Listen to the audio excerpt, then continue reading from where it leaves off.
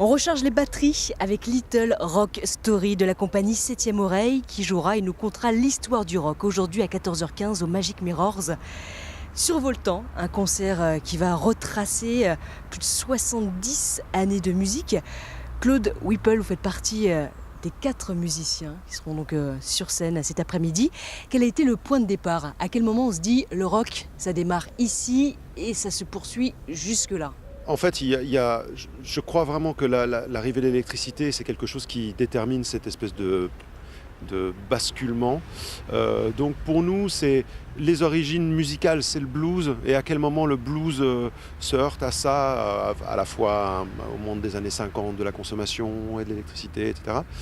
Donc je pense que c'est un peu là. Donc nous, on démarre avant, en fait. Dans les années 30 Oui, c'est ça. C'est de la musique acoustique, le blues acoustique des champs de coton. On part de là. Et voilà, c'est là où naît le spectacle, vraiment. Un spectacle temporel. On reste effectivement dans une chronologie. De tous les styles aussi, De punk. tous les styles. Voilà, effectivement, il y a certaines périodes qui sont plus denses que d'autres d'ailleurs, où il y a plusieurs styles qui émergent en même temps. C'est assez, pas contraignant, mais c'est un vrai défi à certains moments d'arriver à équilibrer la chose sur l'ensemble du spectacle. Alors vous êtes aidé par votre personnage, votre alter ego qui parle Complètement. dans une télé, enfin il apparaît dans une télé. Parlez-nous de Tout à fait. Robertson. Alors Robertson est à la fois extrêmement embêtant et en même temps très utile. C'est un personnage qui est donc incarné qui est à l'écran et qui vient intervenir un peu. Soit on l'appelle par moment quand on a besoin d'aide, soit il vient parfois nous interrompre ou nous bousculer, nous interpeller.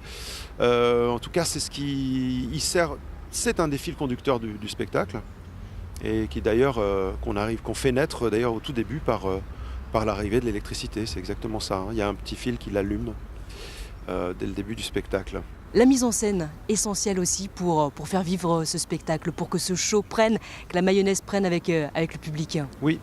Alors c'est Olivier Proux qui est le metteur en scène à qui on a fait appel et qui est quelqu'un de super parce qu'il il est à l'aise en théâtre et en musique. Le projet de Little Rock Story, il vient de vous. Vous êtes professeur de musique. Là, il y a aussi un rapport de transmission, forcément. Ça venait de là, c'est-à-dire c'était effectivement un spectacle qui a été monté pour un conservatoire, donc c'était vraiment un aspect très très didactique. Donc c'est maintenant un spectacle tout public, hein, donc c'est plus vraiment un spectacle uniquement qui s'adresse uniquement aux enfants. Toutefois, vous mettez en place des actions culturelles. Toutefois, il y a ce volet-là justement pour compléter, parce qu'on a dégraissé l'aspect didactique de ce spectacle-là.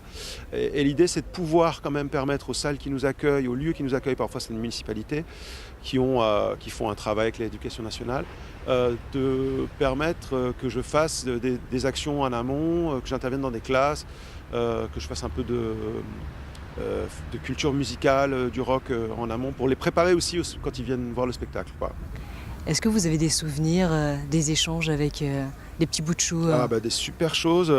Il y a énormément de choses qui se font aussi avec les instituteurs. Quand il y a des bons partenariats avec les instituteurs, ils nous demandent du matériel en amont aussi. Avant que je vienne, ils nous demandent des choses. Par exemple, ils demandent d'avoir toutes les photos des personnages. Ils vont monter des fresques avec les gamins. Donc on a reçu, par exemple, quelques mois après avoir joué quelque part, je sais pas, l'œuvre de telle classe qui a fait une sorte de restitution de ce qu'ils en avaient tiré, quoi, du spectacle. Et ça, c'est toujours émouvant pour nous, quoi.